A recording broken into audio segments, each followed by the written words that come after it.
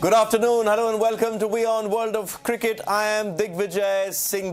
We are building up to England versus Pakistan. At the start of this World Cup, one thought that perhaps this game could decide one of the semi-finalists. But while Pakistan will be hoping against hope that they overhaul the net run rate of New Zealand and somehow sneak in to those semis and stay back in Kolkata, it's sadly perhaps a bridge too far. World champions England have been dethroned, but they are in the race for the Champions Trophy qualification, and this is perhaps the last time their golden generation plays together in ODIs. Dav Whatmore, Sri Lanka's 1996 World Cup winning coach, here with me in the studio. Bit of an anti-climax this one, as we see what's happening in the toss. England have won the toss, England have elected to bat. That means Pakistan are out. I think we can now say it. England have won the toss. They've elected to bat. So if you're a Pakistan fan, it's over. There's no way now that Pakistan will make it to the semis of the World Cup. Let's start with that then. Let me ask that question to you again. It's over. Now, it's just a game. How do they now cope with this? Yeah, it was pretty much over even before the toss, really. It was just too big a distance for them to cover. How do they approach it? Well, it's still an ODI, it's still very much, you're representing your country. There's a lot of people watching you. To ensure that you are in the Champions Trophy, I think that's pretty much sorted as well. So, maybe it's a dead rubber, but you're playing for your country, that star of Pakistan. And England also are very much, need to perform today to just doubly ensure that they are there in two years' time in the Champions Trophy. Okay. The calculations, the permutations, this was all going around for the last couple of days ever since New Zealand beat Sri Lanka. So we have a sort of graphic of what Pakistan needed to do. If you're wondering if I'm talking over the top of my head, I'm not. The numbers have been crunched. We'll have those graphics up on our screen. And for Pakistan to go through, if Pakistan had batted first and they'd scored, say, 300, then they would have to dismiss England for 13. If Pakistan scored 350, then those numbers changed. But the realistic shot for Pakistan was that Pakistan get to 400 and dismiss England for below 112. If England bat first, then Pakistan would have to sort of chase it down in 1.3 overs. Those numbers are going to come up on our screens. But the moment England won the toss, Pakistan out. Oh, there we have it. So this is not relevant at the moment. Let's go to the next page. Because that's what has happened. Yeah, let's stay on this. So if England scored 20, Pakistan have to chase it in 1.3 overs. If England score 50, Pakistan have to chase it in 2 overs. If England score 100, Pakistan have to chase 2.5 overs. It's never going to happen unless you get to 36. So I think let's stop it there. There's no point in going on. So the moment England decided to bat first, game over. Game over for Pakistan, sadly. But so that they have to now dig deeper and play for pride. Okay, Anas Malik, Pakistan Bureau Chief, joining us from Islamabad. And Anas is one of those eternal optimists who is always sort of backing Pakistan. There he is, let me turn. And he's already wearing black. So Anas, you'd given up before the toss. But officially now Pakistan are out. I can see a smile on your face, but it must be extremely disappointing for you and for other cricket fans, because Dav and I know you're a big fan of this Pakistan team. Certainly so. It is quite disappointing, Digvijay, because a lot of people, not just me, a lot of people thought, hoping against hope, that Pakistan side would be able to pull a miracle. But, this is a repeat of what happened in 2019. I mean, Pakistan were playing Sri Lanka in Cardiff. It rained out. Then the last match got to with Bangladesh. It had to go to the NRR as well, net run rate. And, it was again these permutations that Pakistan was dependent on. So it's deja vu. While we are talking about pulling a 1992, Babar Azam and company have pulled 2019 all over again. Pakistan today has one change. Shadab Khan comes back into the squad. Hassan Ali gets to be benched. That is that. But I think today the boys have to play for the pride, as Dav rightly mentioned, and finish the tournament on a high note, so that they have something on a feather on their cap, so that once they come back, they can introspect from that note itself. Digvijay. Okay. He's saying introspect. The word you use is review, that dreaded review. And just going to give you some more news from the middle. The game is happening at the iconic Eden Gardens in Kolkata, where Dav Whatmore has played. He's won a World Cup semi-final with Sri Lanka on this lovely ground. And you've coached there as well, the Kolkata Knight Riders. England have gone unchanged. England are unchanged. Pakistan, as Dav has as Anas has just mentioned, Pakistan have gone in with the one change. Shadab coming in, perhaps last game for him as well, because Anas has been telling us through this tournament that Shadab's likely to be sacked as vice captain. We still don't know what will happen. We'll talk about that as we go on. But as things stand, one change for Pakistan, England unchanged. You were hoping that Joss Butler does a brave thing and drops himself. Yeah, it wasn't to be. I mean, it didn't surprise me, but I thought that might have been an opportunity for that team to be strengthened and for somebody on the bench to come in and have an opportunity to have a game. But that's not to be. He's decided to keep an unchanged team.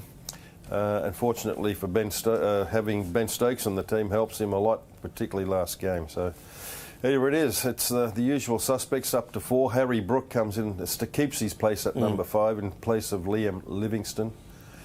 Butler 6 from his normal spot at 5, 1 down. Moeen Ali 7. And then you have the bowlers who can all bat, by the way. You know, they have a very strong batting lineup. But looking at this, we've also teasing this as the end of a generation, the golden generation, and many of these players are probably playing an ODI for the last time. Or even if it's not for the last time, they won't be there in the next World Cup cycle, especially in 4 years from now? It's the World Cup in South Africa, isn't it? It's fair to say. So probably Harry Brook is going to be around. Willie has already retired, and probably Gus Atkinson. I'm not sure if anybody else in the squad is going to make it, because it was anyway an aging squad. That's right. And they were hoping that this squad will take it right through and retain the cup, which is not going to happen. So you're right. I think there's only a couple there that would probably be around. Maybe a Chris Wokes will be a really senior statesman then. He's a good, honest player who was horribly out of form in the first couple of games, but come back very well. But most of these guys, definitely for 4 years, I don't think so. Is this a grand farewell then? Is that what they're hoping? That the sort of transformation happened in 2015 and they went out of that World Cup in Australia, didn't even make the quarterfinals, did they? No, yes. They went out with a whimper. Went out with a whimper. Owen Morgan was appointed captain just before, and he said, enough of this, we're going to change things around. And they did change things around.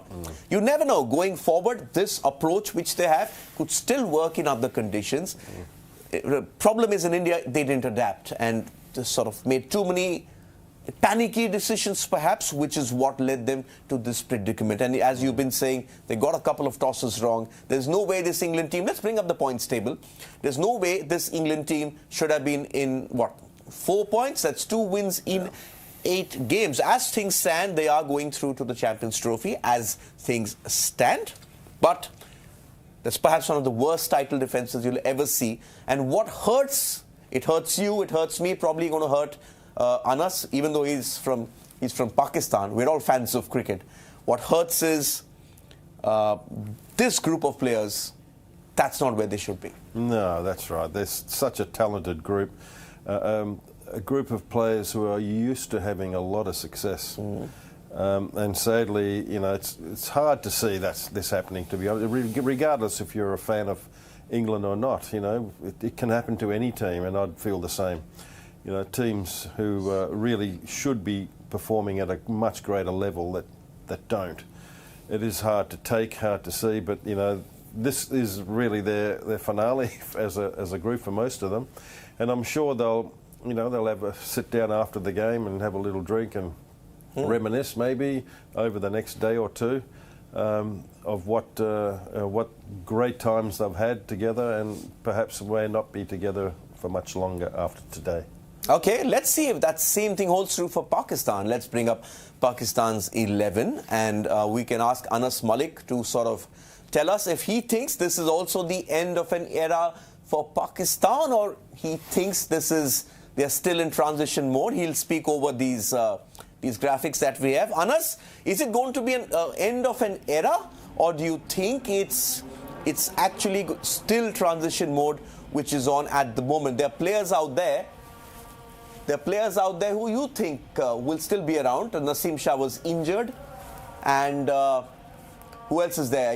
This Shaheen Shafri is still going to be around. Babar's not that old, and Abdullah Shafiq can perhaps be around as well.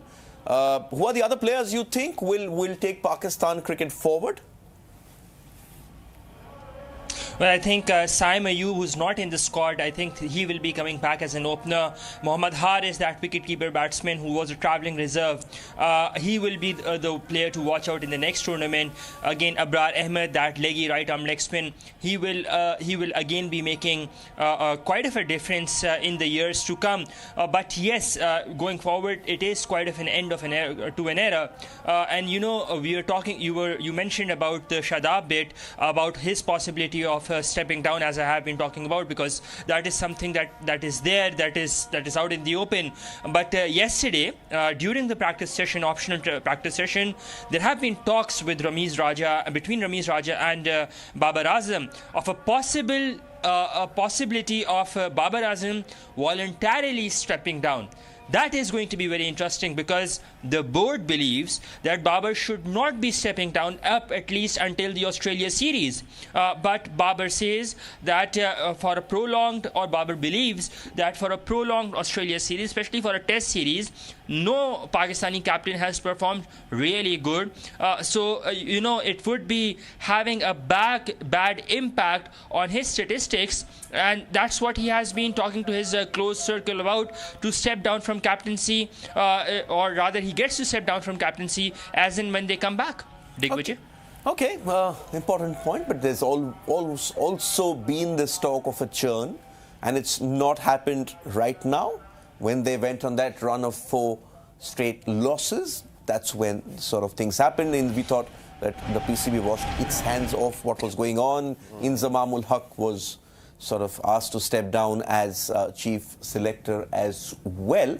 Let's bring up the points table again, and let's just look at, if we can look at Pakistan's performance so far. They started off pretty recently, Dav. 2 wins. Yeah, sure. Then it went completely... Okay, the India game, the difference in class was there.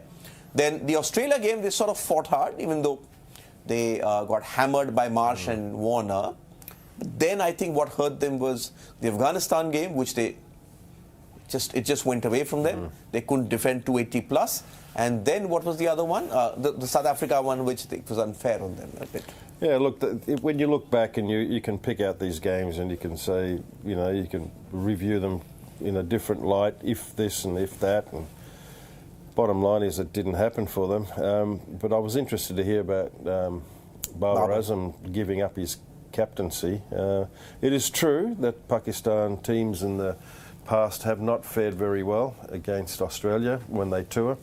Not an easy place to tour, very difficult place to tour, and the chances of Pakistan performing in the same way are fairly high. So it will not also look so good for Babar, but you're leading your country. I would rather have him lead the country still. What Ben Stokes is doing for England. I'm not going to let this team down. I'm going to be with them, and I'd really wish and like to see Babar Azam attack that responsibility in that way. He's certainly good enough, and he could have a really good tour in Australia. They're good batting wickets, there's no question.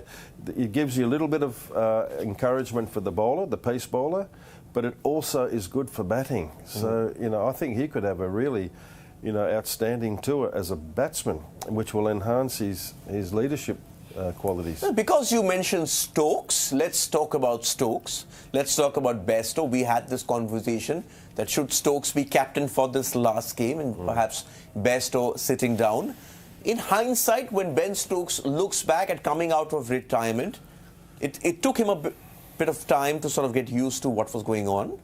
But then the Australia game, when he got a 50-odd, couldn't take them over the line. And then the 100 in the last game, even though it was the Netherlands, it was his first World Cup century.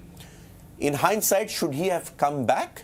Or do you think that going forward, he's still not retired from T20s? He's the man they turn to. Is Jos Buttler still the man to be England captain on the basis of this? Because we just saw his stats out there, 111 runs in this tournament. Not on the basis of this. You can't argue that. On the basis of this, he would never even get a game. Yeah. But, you know, if you look at it as a bad series, and it's a big series to have a bad one, and 9 games too, mind you. Let's hope he does something in this one. So on this series, you'd have to bench him for good, but we know what he's like, we know what he is capable of, and it's a matter of the people who are in decision-making capacities to decide whether or not, okay, this is a bad series, we know he's good enough, we'll continue with him. Just to contrast that, just to let's bring up some numbers of England's misfiring batters, the ones who did well at the last World Cup and who haven't done too well this time, and those numbers of Johnny Bairstow, Joe Root, Moeen Ali and Jos Buttler will come up on our screens. Just playing devil's advocate here. Obviously, Robke made that call when Eoin Morgan decided to retire, and they decided Jos Buttler's the man to take this team ahead. Very similar to what happened in 2015 when England were pathetic. They were the laughing stock of world cricket, but Eoin Morgan was back to lead the revival. And we've been talking all through this last couple of weeks that perhaps this team had too much of an Eoin Morgan impact, that perhaps Matthew Mott and Jos Buttler were unable to shake off the looming presence of a certain Eoin Morgan. Do they tell him, you know what, you've got a year, Yeah. and you've got a T20 title defence, I'm playing devil's advocate, that you know what, let's see how that goes, or else then we have 3 years starting with the Champions Trophy to build up to the next World Cup. That just seems a bit more of a practically better idea, but you know, I'm not even sure you should tell him you got 1 year. We'll just observe and see how it goes. They can always make changes at any time, but you know, do we really need to tell him you got 12 months? But yeah. But that's the difference between, say, an England and a Pakistan. We'll get Anas to respond to that. But in England, in Australia, it's more of a structured transition. In Pakistan, since you've been coach, it's more knee-jerk. Yeah, but I think also in the West, players will know, you know, when the axe is about to fall. They'll be expecting it. It's not a surprise. In some of these other countries, it can come swiftly, you know, without, you know, a long rope. So most of the time, players are, it's not a surprise if they are axed. But yeah, I think 12 months is a pretty good compromise. And there's a very important, you know, competition in June. May, June next year in the West Indies and America. So I'm sure they'll want to, you know, direct their energies into that. Okay, Babar Azam said at the toss we wanted to bat first, but it's not in our hands. Our bowlers will try to give their best today. We'll try our best against England because our momentum is good. Anas, just hearing this, would you take this, what we're going to perhaps see with England, a structured transition, or having been around Pakistan cricket, you know that it's going to be completely knee-jerk, because we don't even know if the current committee heading the Pakistan Cricket Board, if that committee goes on. In fact, I find it amusing that the ICC banned Sri Lanka because the minister there says, you know what, new board. But the Pakistan government appoints the Pakistan Cricket Board chairman. Nothing no happens. problem there. Come on. Anas, double standards. Absolutely, I see a knee-jerk reaction. It can, with Pakistan cricket, it can never ever be a smooth transition. I mean, for a country that has not been able to honor its legends like Wasim Akram, who deserved a dignified send-off. I mean, in any other country, you would see a statue of Wasim Akram being there, and here, if he gets in the line, people wouldn't even notice him. And that's what the apathy is of this country. That's what the bad luck is, where you don't really get to honor your heroes, your cricketing heroes, something that gets to unite. I mean, there is no doubt that there will be a knee-jerk reaction, and rather than a smooth transition. But with that, I think the sport thing is really interesting that you mentioned there. The problem lies in the structure, at the grassroots structure. There was a very interesting comparison being done yesterday of the under-19 World Cup, and how when Shubman Gill was was performing and the Pakistan top scorer was, and how since then how Shubman Gill has been groomed by the Indian side, whereas the Pakistani skipper, her top scorer, has been left aside. He's barely made it to the squad. He's done just 2 or 3 A-team tours, barely played as well. So that shows the difference on how much the Pakistani board invests in its upcoming generation. I mean, we've spoken about it earlier quite a lot of times, that how the injuries were ignored of the younger ones. Precisely Naseem Shah, had he been there, he would have been a game changer. Too late to ponder about it now, but that remains the fundamental difference between not just the West, but in subcontinent, in other structured areas, in other countries where there is a structured form of cricket compared to that of Pakistan.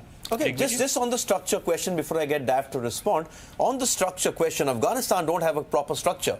I mean, their structure is playing outside, playing T20 leagues. Then that's how they've sort of built, obviously because of the political conditions over there. You've travelled a lot to Afghanistan as well. A lot of people yesterday, after that defeat, said, congratulations to Afghanistan. You are the second best team in Asia at the moment behind India. Would you agree with that? Or do you think that as a Pakistan viewer, as a Pakistan fan, as a follower of Pakistan cricket, they're still the number 2 side in Asia? I mean, I would just like to first respond to the Afghanistan bit. It would be wrong to assume that, Afghan cricketers only play T20 leagues or T20 cricket abroad. I mean, they've got some fantastic grounds in Mazar Sharif, in Kunduz, in Kandahar, some really good grassy grounds, dry wickets. We don't get to hear much about it because of the political conditions there, but there is a vibrant grassroots cricket infrastructure that has been there, and that was put in place by the previous chairman, the previous board. But since then, we've seen that there's been this carry forward that has had an impact. I mean, you look at these newer players like Zazai and Hazratullah Umarzai and Azmat. They were picked from the grassroots. They've been playing for local clubs. They've been performing in local tournaments, not just tape ball cricket but hard ball cricket. They've got these Ramzan tournaments. They've got two grassy grounds in Kabul with floodlights. So cricket is really settling in. And the other thing is, when they get to come across the border as well, they just don't play the PSL. They play night cricket, other 50-over long format cricket tournaments. Those which are not so well regarded or well known in the country, in Pakistan. So that really helps to get an understanding of the longer format of the game, which really helps. And on the second part of your question or the comment, I totally agree with this performance. Afghanistan is definitely the second best team in Asia, above Pakistan, much above Pakistan. And the way they have been outperforming, outclassing teams in this World Cup really gives them that edge. And if somebody had been regarding them as an underdog, I think they would really need to revisit their vocabulary on what to call Afghanistan now. Okay, it's interesting what he says, because that's well done, Anas, I must say, because we weren't aware of the actual grassroots structure in Afghanistan. Anas has travelled there a lot. In fact, he was there. How long were you there when the regime fell? About 20 days, 25 days? 112 days, 117 days. Sorry, he was there for 117 days, and he's fit and fine now, which is good. He came out of that sort of unharmed, which is a very good thing, and now you can see him smiling.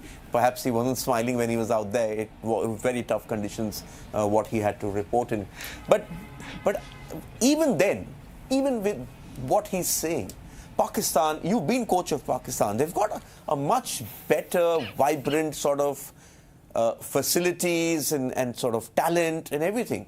It's just that perhaps the top level management and the cricketing establishment, when I talk of cricketing establishment, I mean perhaps the players, the coaches, they're not in sync with each other. Diggy, I agree with everything that's been said. Pakistan are not the second best Asian team at the moment. Afghanistan is. But it's only 6 months away. This is a one tournament that they've done badly, really badly, and they deserve to be, a bit of criticism. And quite rightly, Afghanistan needs to be, lauded for what they've done. They did a fantastic job, and the challenge for them now is to continue. But Pakistan, it will quite easily can jump up over Afghanistan and Sri Lanka or whoever, Bangladesh. And getting back to the other point about pathways, the under-19 ICC, that's been recognised for a while now. There's some really good level of cricket in that tournament. And those boys who do well in it should have been developed by their respective countries to eventually play senior international cricket, which is the case with Bangladesh. There's a number of those boys who won it a couple of years ago. They're now playing in this current team. Shariful, Hridoy, Hassan, all of these boys. I think Hassan Mahmood as well. Mahmood, So there is some investment provided for these guys after they've reached a certain level, and that may be something that the Pakistan Cricket Board should be looking at a little bit closer to provide more opportunities for those boys who have already been identified in a global event, and that most boys who do well play for their respective countries. So, but yes, Pakistan is not the second best team, but it won't take them long if they get their act together. But they have a vibrant structure. Let's face it, they still have the structure. It's just, as I said, the management has to come in sync with the cricketing sort of part of it. Okay, Johnny Besto at the crease along with David Malan. Just a couple of questions which have come, I'll take them. Obviously, lots of disappointed Pakistan fans. But how do England approach this? We spoke about sitting in there, having a drink. But last night they would have, probably sat around the table and said, you know what? We are good enough, let's go out with a bang. Absolutely. If this be it, what's the right word? If this be it, let's give it the full Monty. Well, that's right. I mean, these guys are seasoned professionals.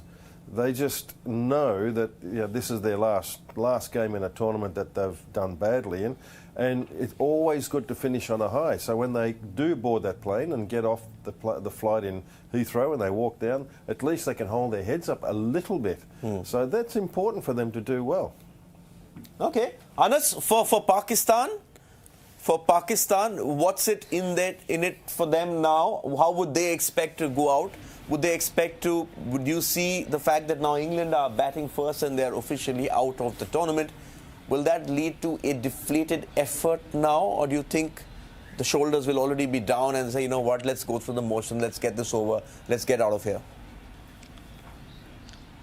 Well, up until last night, what Babar Azam spoke to the team and said that even if we lose the toss, we will try to get them under 50. I know it's a bit ambitious on his part, but he's going with that mindset to keep them, to restrict them as low as his team can, and then try to chase down the target. What he spoke to the team last night during that optional training session, and after that, is like, I don't care that we get to lose or we get to win. What I want is that we have to put in a full-time effort. If we get to bowl first, that's not in our hands. We need to get them out under 50. If we get to bat first, don't think that this is a 50-over game. Consider it as a 20-over game, and each and every one of you who gets to be onto the playing 11 has to play it as a 20-over game where we have to score 400. And that's what his mindset was. So I think, despite the fact that they having lost that toss, those first 10 overs would be quite important, quite crucial, because in case if Babar gets to get or his men get to get a couple of early wickets, then they might just have those hopes pinned to make it to the semi-finals. I know that's a bit delusional or quite delusional, but that's what his mindset is, and that's what he was talking to his teammates just last night. Funny things have happened in cricket, my friend, and Shaheen Shafidi running into bowl, and the first two balls pitched outside, sort of just in that corridor and swinging away. But if any team can do it, Dav, it's Pakistan. Anas, just a comment, mate. I think they're very admirable words from the captain, and I would do the same thing. And I've personally been in situations where you're waiting for results to go your way in leading up to a potentially dead rubber match. And then when you actually are in this position like Pakistan is, I feel very sorry for them losing the toss. The reality is that it is deflating. There is a portion that will, really weigh heavily on your head, and a lot of sadness comes into your body because you know that, you are now just going to play a game without anything hanging on it other than for pride. But I must say, Shaheen Shafridi doesn't look deflated. Perhaps he's playing for the captaincy, but he's actually been spot on. He has actually been troubling David Malan. Good to see that, Dav. It's good to see that despite what you're saying, at least the senior players, they have to show the way. It's right. The senior players who've got to say, you know what, we're playing for Pakistan, we're playing for that star. But when you run in with if you've got a ball in your hand and you're running in and all the cameras are on you, you just cannot give a half-hearted performance. And, it's nice to see him run in and get the ball to move away like he's doing. Mm-hmm. But the whole team has to follow suit, and they have to, ride above. At periods when it's going to be tough, it's a good wicket, good players, it's not going to become that easy. So, they'll be tested. And I can tell you from the humane point of view, it is difficult. Okay, let's take a couple of comments, not too many. And they're not too charitable as well. Farhan says England have won the toss, decided to give the window seat to Babar Azam. Asif is saying, who said we don't have anything to play for? Let's eliminate England from the Champions Trophy. Let's do that. Bangladesh is probably going to come in. Tashan is not happy. He said zero sportsmanship from the England captain. Hang on, they've got something to play for as well. This tournament would have been over a long time back had that Champions Trophy not come in. Anzum is saying, now that we are officially eliminated from the World Cup, we are still supporting our captain, Babar Azam, and our team. It's good. Yeah. Mendes saying, always value net run rate. Pakistan could have entered the semis if they had a positive net run rate. And Sri Lanka's hopes of qualifying for the Champions League also comes down to net run rate. Could have chased totals quicker or scored more runs batting first. Is that a factor in a big tournament like this? Do you factor in net run rate thinking, oh, we could do it faster? We saw India doing it in the Pakistan game. But our teams too sort of... Only if you're in a position to accelerate and win it in a shorter time, yes. But, when you begin every game, if you start thinking, I'm going to win it with a high net run rate, that's fraught with danger. So, you start off wanting to win the game, and you do all the processes correctly, then you're looking like there's going to be some distance between your opponent. That's when you put the foot down and win it a lot earlier than what you normally would. Okay. So, Anas, let's get Anas back on. Anas, tell me, I don't know if you can see us, but yesterday Dav and I were dressed in our finest traditional wear. It's Diwali over here. I'm not sure you're in a celebratory mood at the moment, but are you still going to be watching this game? Are you still going to be backing your team? We just saw Haris Rauf run in and he's bowled a ball which probably even leg slip would have a problem catching. It's gone for 4.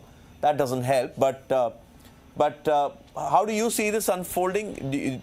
Listening to what Dav said and what you were talking about Babar Azam, you think they want to go out on a high?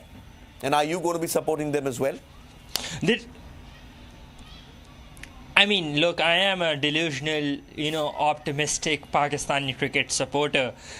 So, yes, I would ideally want them to win, as Dav has rightly mentioned, that it's a dead rubber match now. But there is no incentive per se for the Pakistan cricket team except to play for the pride. So, as a cricket fan, I would definitely want them to finish on a high. And as a Pakistan cricket fan, I would definitely want them to come back with the heads up that, look, we tried our level best. But as I said at the start, that in the hopes of pulling a 1992, they end up pulling a 2019. It was the same scenario that, Pakistan could have qualified for the 2019 World Cup semi-finals. Same game, very similar. The second last game with Sri Lanka in Cardiff being washed out, 1 point each, and then it boiled down to the last match with Bangladesh on the net run rate. So, it's not much difference since 2019 till 2023. Some faces have changed. But with Pakistan team, as I said, they would definitely want to end this on a high note. There isn't much celebrity or festive mood in Pakistan because of Pakistan cricket team's performance. But come tomorrow, when it is Diwali day, or when it is Diwali, we have some things, we have some occasions and some festivals planned to mark Diwali. So it's despite the fact that the weather forecast says it's going to rain. It's already gotten cold. Last night was 11 degrees. Probably wearing black in the upper because of that. Not because that I'm mourning. I don't the loss of the believe you. I don't believe you. Yeah.